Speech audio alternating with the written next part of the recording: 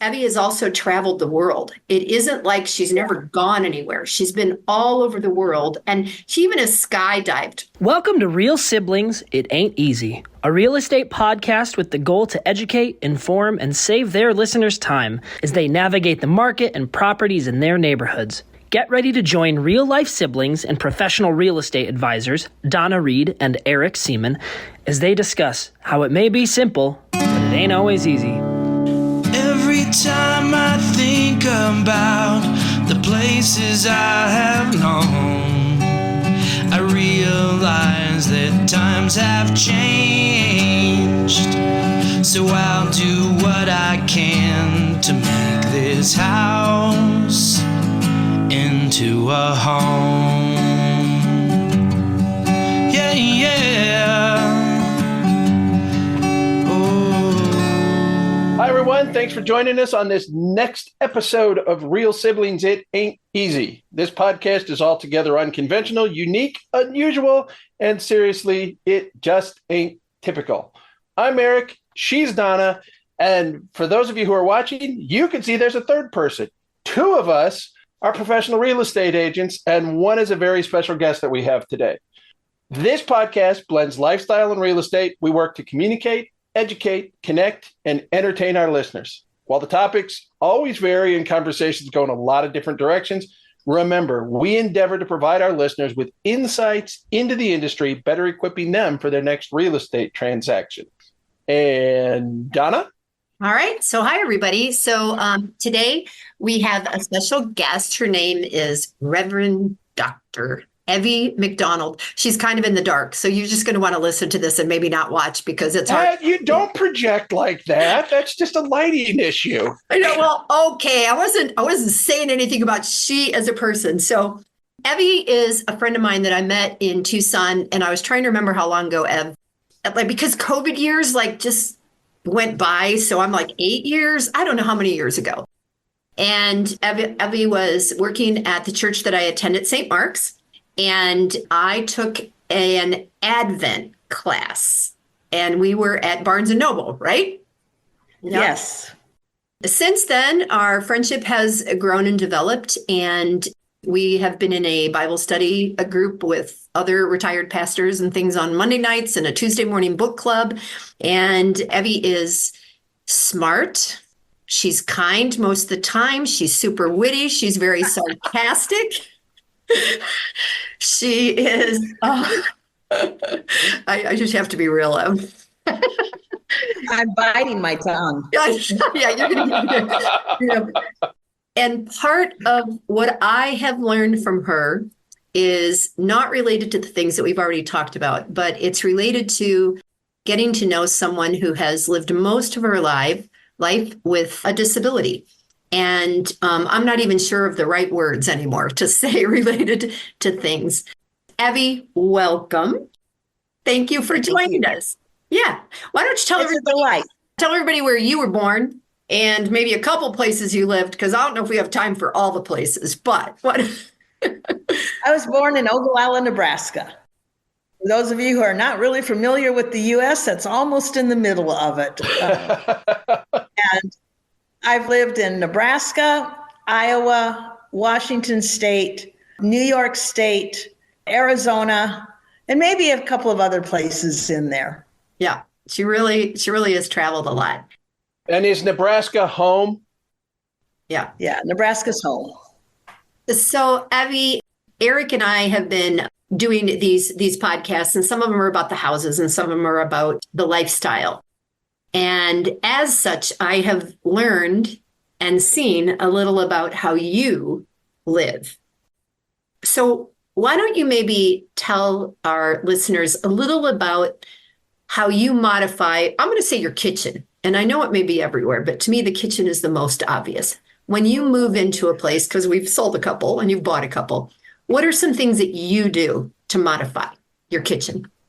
So I think probably one of the major things that I do is I put in pull-out drawers on anything that's down low so that all the cupboards, every shelf has a drawer that pulls out so that I don't have to try to get down and get in there. But I also put all of my major stuff down So my dishes are below the sink or to the right of the sink in a pull-out drawer. My pots and pans are in pull-out drawers. My glasses are generally on the first shelf. I ignore those top two shelves in every cupboard because it's not just my disability, but I'm also too short. I'm only 5 feet tall. Yeah. That doesn't show on screen at all. I'll put a spice rack in that pulls out and comes down so that I just have to touch it and it's down more to where I cook because I love to cook. Yeah. So those are some of the modifications that I make. I also, when I was buying a home, my first place that I bought in Tucson, the realtor said, "You realize, don't you, that these counters are 2 inches lower than they should be?" And my mom and I are both short, and we said, "No, they're right where they should be." So that was a boon and something to kind of think about is counter heights most of the time are made for people who are 5'6" and above. Now, a lot of the world is not 5'6" and above. Yeah. And a lot of it is. It's easier to raise a counter height with putting something on top of it than it is to try to lower a counter height.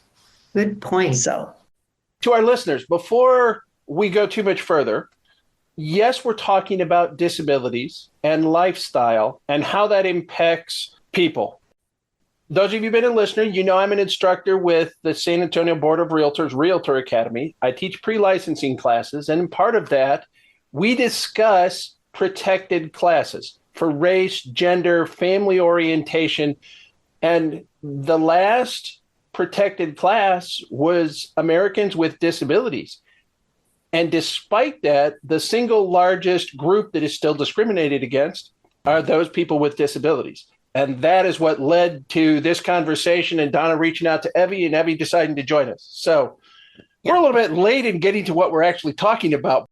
No, Eric, I think that's important. And having now worked with Evie in a couple of different sales and what she looks for and where she just most recently moved, to be able to take an elevator, right? Tell everybody where you moved just now, Evie, and kind of the why of the choosing that. Sure. So I moved into a 55 plus retirement community that is like most retirement communities, only it's apartments instead of small homes. And I did that because my house with its huge yard was getting too much for me to handle and upkeep. And I just didn't want to take 2 to 3 hours of time to water the yard. And in Arizona, you got to do that a lot and a couple of other things. But it was important to me that some silly things were important. An elevator was important because it had third floors. And believe it or not every even 55 plus community that has a high rise has all the elevators that are needed. I also wanted it for my own enjoyment to face my mountain, which is on the west side of Tucson, so that I had a mountain view and I had good sunlight. And I needed to be able to know that I could modify it the way that I needed it to be, with the shelves, with bars in the bathroom, with things that they had not done, even though it was a 55 plus community, that would have seemed routine to me, but that they would allow me to do that. And they kind of said, of course. One innovative thing that I did that I wondered why I waited so long to do it was the rack for my clothes was too high for me because I've lost some of my upper arm strength, so I can't raise up very far.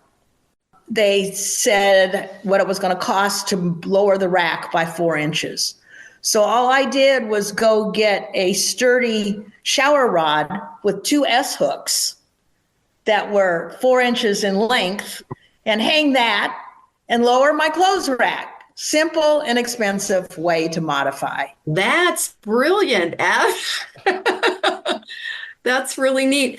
So one of the other things that you and I have talked about through the years is that you have worked with a lot of churches. And you and I, because we go out together and I've had knee replacements and we both have needed, the handicap parking now and then. And we'll be like, well, the ramp's way over there, but the handicap parking's way over here. When you talked about St. Mark's, and I'm just going to name it, St. Mark's United Methodist, where the parking was for handicap and how it was a solid piece all the way across, right, in front of the parking. Tell our listeners a little bit about that and how you suggested changes there. So the handicap parking was right up against the curb. It went all the way to the curb. So if you were in a wheelchair or a walker or anything like that, you had to get out of the car, go behind the cars, and walk over to where you could get up. The accessible ramp had been put in. Yeah, yes, the accessible ramp had been put in, but you're walking behind cars. One day when I did that, and I'm short, I came within inches of being hit by a car that was backing out because it couldn't see me clearly. So what I had come up with one suggestion, and it led to some creative thinking. And what ended up happening was the parking lot was huge. So they moved the parking space back by 3 feet. So between the curb and the front of the car is now a 3-foot area that's crosshatched. So you can get out of your cars and walk in front of everything over to the accessible ramp. Those types of things are not, and that was not expensive to do at all. And nothing that I would think about, because even with my knee replacement, I'm tall. People can usually see me, right? So just those slight differences in things like that. Yes. Do you mind sharing, because this gets very personal and deep, maybe something that has happened or been said to you by someone? I'm specifically thinking of the steward or stewardess on that plane, the airline attendant, when you were traveling, how sometimes people speak to people with physical disabilities as if their brains don't work. That's all I can, You have got several things. Do you mind sharing anything about that? Well, I'll share a couple. And Donna, I don't quite remember. I mean, I remember the stewardess, but I don't quite remember the words that I would have said at the time because it was fresh. Yeah. But I remember when I've gotten on airplanes before, and I travel a lot and I fly a lot. And every once in a while, a stewardess will say, like, "Are you sure you can do this? Where's the person caring for you?" Or, "Oh, how brave you are." Like I'm a little girl. That was the one that I was thinking about, where you were talked to as if you were 5. Yes. And could not understand what she was saying, that I would have trouble comprehending what she was saying. Right. And a reminder to everyone, she is Reverend Doctor. So the brain piece isn't something. She's probably smarter than me. I don't like to say it, but probably is. I won't disagree. Eric, you were going to talk about your conversation with Abby the other day and accessibility versus accommodating. Why don't you guys? When we have our guests on, we try to meet ahead of time and have a conversation. And Abby and I had met at some point, but not regular communication like you two are. And I just wanted to connect and reintroduce and have a conversation. And in the course of our conversation, what we were going to discuss, she brought up the distinction between accessibility and accommodating. And it was very, very telling to me when she brought that up, when she discussed this hotel she was looking at. And Evie, if you would? Sure. Yes. So I had been asked to go to a hotel where a meeting was going to happen that several hundred people were going to be at to do an accessibility assessment. And one of the things that I found out was there were no elevators that went to the floor where the meetings were going to happen. No apparent elevators, only escalators. So when I talked to management about that, they said to me, well, you can go around to the back of the building and take the freight elevator up. Anybody that's in a wheelchair or uses a walker or can't do escalators. Wow. Now, that's accommodating. That is not being accessible. That's saying we've got a way to get you there no matter what it feels like. And I'm sorry that's insulting too. Yeah. Ask your guests to go out around behind the back of the building, because spending 12 years in the event and trade show industry, the back ends of building where the freight elevators are not the most glamorous or glorious. Plus the fact that you're outside, inclement weather potentially, and everything else. Yeah, everything else. So we had to make people aware of that. before they would come. Roughly in conferences where I've done any sort of disability advising, about 10 to 15% of the attendees have some sort of obvious physical disability. Wow. I hadn't heard that. So that was something that you had discussed with Eric that is interesting. Yeah. And the other part of it is like, look, just be honest, right? Don't say you're accessible if you're really accommodating. That's right. That's right. And it happens all the time in churches. They say, well, we're accessible, but you can't go down to the fellowship hall. Right. Or we're accessible, but if we want you to speak, or if you're going to do a sermon and you can't go up steps to where the pulpit is, then you do it from the floor. But that's okay because you can do it from the floor. And it's those types of things that mean, just say you're accommodating. Not everybody and not everything can be accessible, but you need to be honest about it.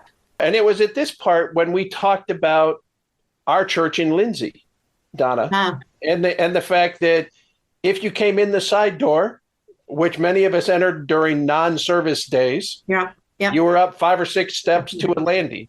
And then down. Came in the big front door, you came up 3 stairs to the covered tiled terrace area, then up another set of 6 or 7 stairs to a landing, up 3 or 4 stairs to a landing before you got in the doors, and then started a sloped floor back down towards the pulpit.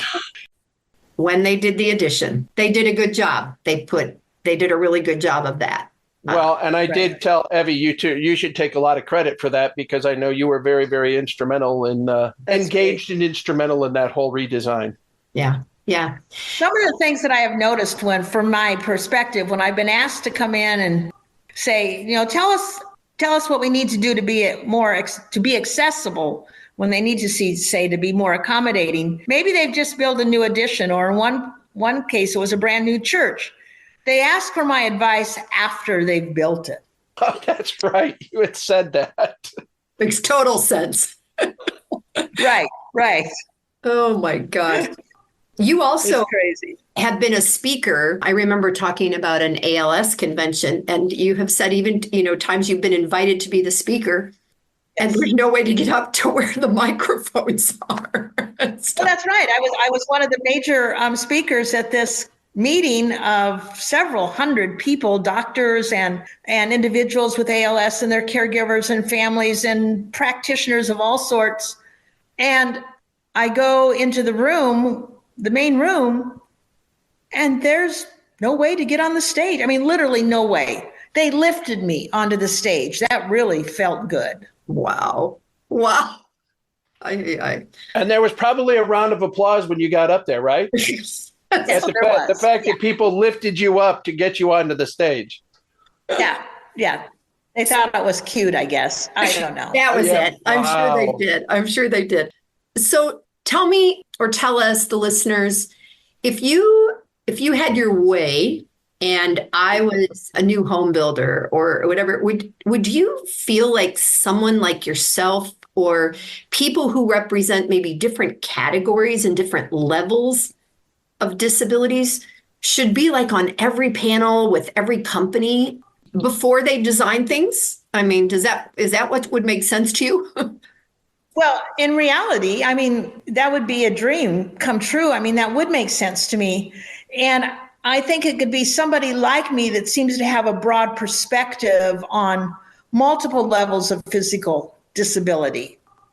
Like I was co-president of the National Association of Ministers with Disability for several years.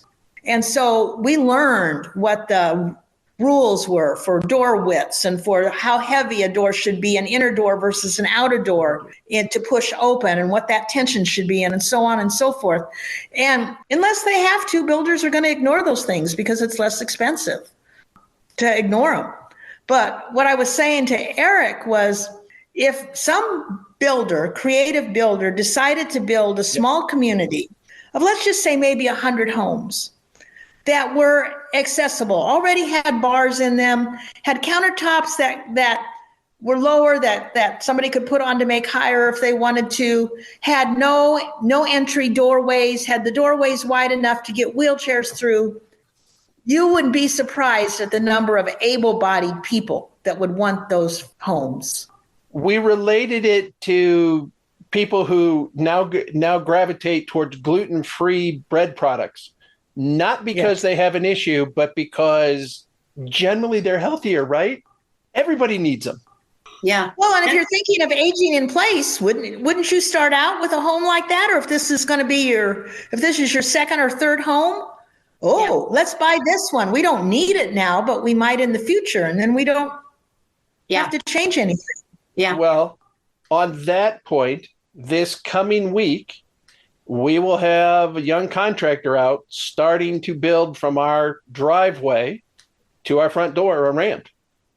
Wow. Because the hand-collected limestone rock that I put in for a sidewalk and steps and everything 20 years ago, now that I've had a knee replacement, that my wife Jeannie has had a couple of back surgeries, and we now have our 83-year-old mother-in-law living in the house with us, the steps down, the unevenness of the limestone no longer makes sense. So we will have a ramp of about 16 foot long that takes us from the driveway down to our front door. Awesome. And some people, I want to make the point that making something accessible doesn't mean it loses in elegance or beauty or anything like that. I think my places have all been relatively beautiful. Yeah. When our mom was sick, and thinking about the home that we've talked about for years on here, because we've been doing this podcast for 100 years. The 1868, there was nothing about a home built in 1868 that was handicap accessible. And so when Mom was in a wheelchair, and we've brought this up in another episode, I think, the men from our church built a ramp, and that ramp had been used for another young man in town who had lost a leg. So they came, and we had people that put it up and did it, and then it was removed again. It's not even something that even now I would think about when I go back there. I just look at the house and I look at the old steps, and I think that's the way it is. And, listeners, Evie has also traveled the world. It isn't like she's never gone anywhere. She's been all over the world, and she even has skydived. The picture on my phone is her skydiving, which is not the best picture ever, but, at least it happened, right? And That's right. So you have been in so many places around the world where you have had to adapt. When you talked about Bolivia the other day at our gathering, and you were in Africa just a year or so ago, you have adapted to what is there as compared to people adapting to you, right? Right. Yeah. If you're going to travel the world, you've got to know that there are some places that, I'm just not going to go. Right. Because they would just be too physically impossible. But there are thousands of places to go. Yeah. And some may have challenges. And I think part of it also, if you're traveling, is your attitude. If I'm with a friend or another group of people and they want to go do some hiking or some walking I can't do, believe me, I'm a people person. Put me in a sidewalk cafe with a cup of coffee, and I'll have some of the most wonderful conversations ever while you're off doing that. Yeah, it doesn't feel like you feel left behind or something. You just right. In fact, I'm kind of glad they're gone sometimes. It's like, you go, do you? I'm going to stay here and do me, and that's right. Have a coffee and meet the locals. Those kind of situations, adapting without it almost sounds to me that flight attendant a little bit of condescending. Yes. Well, I want to tell you about one adaptation I did very early in my life. I was 18 years old, and I was going over to Japan as a representative of junior achievement. So you have to I wear a long leg brace on my left leg. So in Japan, you need to take your shoes off and put on the slippers when you go, and I'd be living with a family. So I bought 2 pairs of slippers to go over my shoes that were only used inside the house. And then you took those off and put another pair on to go into the bathroom. And they were thrilled and excited that I thought to do that. and that they didn't have to accommodate me by saying, well, yeah, you can walk with your shoes on your brace. It's okay to take your outside shoes through the house. Yeah. They didn't have to do that. I had figured out a way to honor their tradition and knowing what I needed to do. Yeah, that's neat. Not everyone is that thoughtful. Well, Yeah. Okay. Yeah. There's a certain amount of you're arrogant Americans. Yes, we've all Right. traveled a bit. Right. And it's like you Americans Yep. think it's all about you. I'm supposed to speak your language. I'm supposed to talk to you. So the fact that you had planned that part ahead at even such a young age is had to have been respected and appreciated, especially, I will say, in the Japanese culture, because Thank you. But I want to get back to America and building and houses. There's no reason that there cannot be more houses, even if it was 1 in every 10 or 1 in every 20, that were designed to be accommodating, at least more accessible, maybe at best. Because complete accessibility really depends on the physical disability. But there's a lot of things that can be done to say, you're in a wheelchair, we've made sure that the kitchen, you can turn around completely in the kitchen, unobstructively, to the counters, to the refrigerator, to the stove. You can get in the bathroom and close the door in your wheelchair. Mm. You just said something about the refrigerator, Evie. How many refrigerators now? We like the side-by-side French door refrigerators and the sliding drawers down below. But you can't get to the drawers because you have to be out of the way in order to pull the drawers out, and then you can no longer reach what's in them without, in my own house, if I opened it on one side, you may have to go all the way around my island in order to get to the other side to be able to pull something out. Yeah, and it's like, for me, I really dislike that type of refrigerator. Totally dislike it. Yeah. First of all, if you've got the drawers down below and then everything's up on top, if you're short or you're in a wheelchair or you don't have a huge upper arm mobility, you can't hardly reach anything in those things. Yeah. In your new place, I'm thinking of where the island is and the fridge and everything like that. Where you're living right now, if you were in a wheelchair, would you be able to turn around in that space? Yes, I could turn around in that space. Okay. Yeah, if I was living in a wheelchair, I'd have to reconfigure my living room. Okay. But I could turn around in my space in the kitchen. Okay. Yeah. So, and I can get in the bathroom and close the door. And that's another one that I mentioned. I was a teacher, and just the last class that I was talking about this, I emphasized the point that at the Realtor Academy where I teach, we have accessible bathrooms. They have door openers that you can press the door that's down at a wheelchair height and extra wide openings, and the door stays open a long time. And I said, how many of you are uncomfortable because you can get into the bathroom faster and the door's still wide open? I think it was across the board. Everybody in the class raised their hand, and it's like, well, get over it. Put yourself in this situation and you understand why the doors have to stay open that long. Yeah, that's right. We're not maneuvering in here if this doesn't allow it.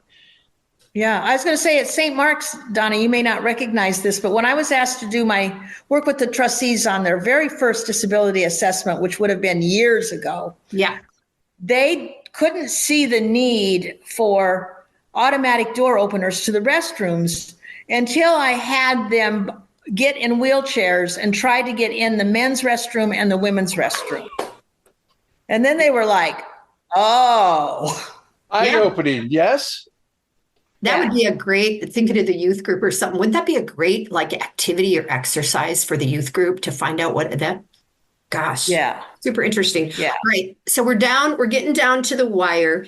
We've already talked a little bit about things that you think would be easy to do. The last question that I had here was, what would you like to see for changes and advancements? I loved what you said about just a home builder building maybe 100 homes, all that were, equipped a certain way, or 1 in 10. Is there anything specific that we haven't touched on that you think would be great for, our gazillions of listeners to hear, Ev. Gazillion. Gazillion. I know. 15, 20. Keep going. The 5,000 that are going to listen to this podcast. That's minimally, it. We are going to reach more. Yeah. I think I guess it's just overall as in, humanity, it's be conscious of your environment and your surroundings, like cutouts in curbs. Some places don't see that those are necessary. Sometimes getting to a table in a restaurant is really difficult. Sometimes you can't get where you need to get because people are in the way. Right. And won't let you through. I don't know how to say it other than that, but it's like, be aware. People with disabilities are just like everybody else, but sometimes it might take us longer or we're slower. I used to say people walked with me, they got to smell every rose when they walked with me. Now I say they get to smell every petal on every rose. She has said this to me. She has said this to me when I walk with her. Yes. Yeah. Yes. And I'm fine if you need to walk faster, because some people with long legs, it's really uncomfortable to walk slow. Yeah. So anyway, those are just some general statements. Thank you. Eric, I asked you if you wanted to be the wrapper-upper of this, so why don't you? The wrapper-upper, they're bringing it to a conclusion, that we're closing this episode. Evie, number one, thank you before I go into the formal closing, because there is such a level of unawareness. When Donna and I were preparing for this, we were saying, is it intentional or it's accidental? And I think it's a combination of both. Your assessment of accessibility versus accommodating and just being honest about it. But even that last part there where you talked about a restaurant, and I'm thinking shopping. If you go to certain stores, large box brand stores, you can't even get in and out and around the racks in most circumstances. You can barely do it as a fully capable walking adult getting in and around, let alone if you have to have any kind of accommodation. Yeah. But it's like, oh, well, someone will be there to help you, because we all know the store clerks are so darn helpful nowadays. All right. Okay, brother, we got 4 minutes, bud. All right, close it up. Yes. Well, okay. So thanks everybody for listening. As always, thanks for joining us as we've talked and we've reminisced. And I really think this episode is important. I hope that we can have additional discussions on this, because it can relate to a lot of different things. We talk about houses, we talk about lifestyle, and if you are handy capable or differently abled, the world's different. And you just look at it differently, and it's eye-opening to hear somebody else's opinion. You may have had an arm, an injury, or something like that was an inconvenience for a while, and you went right back to your old habits as soon as you had healed. Someone whose life didn't afford that opportunity to needs some consideration. So thank you again. If you're in Arizona, Donna's a real estate agent. If you're in San Antonio, Texas, I'm a real estate agent. We can connect you around the world and help you find a perfect home for you to build a wonderful life. Until next time, I'm Eric. And I'm Donna. And we are Real Siblings. And Emmy's not, but she's somebody's sibling, right? Maybe. Every time I think about the places I have known, I realize that times have changed. So I'll do what I can to make this house into a home. Yeah. Oh. Hi, I'm Envy. Belle, and I want to thank you for investing your valuable time in listening to Real Siblings. It Ain't Easy. I hope you found this episode informative and enjoyable. There are several ways you can support this podcast with my Grandpa Eric and Aunt Grandma. Please take the time to like, follow, and subscribe. Additionally, leave them a 5-star rating along with a review on your preferred podcast platform. The final thing I would ask is that you recommend this podcast to a friend, a family member, or an associate. Your engagement is critical to their ongoing success, and they look forward to connecting. Check out the show notes Grandpa put together with their contact information, including emails, phone numbers, and website. And remember, the Real Siblings look forward to hearing from you.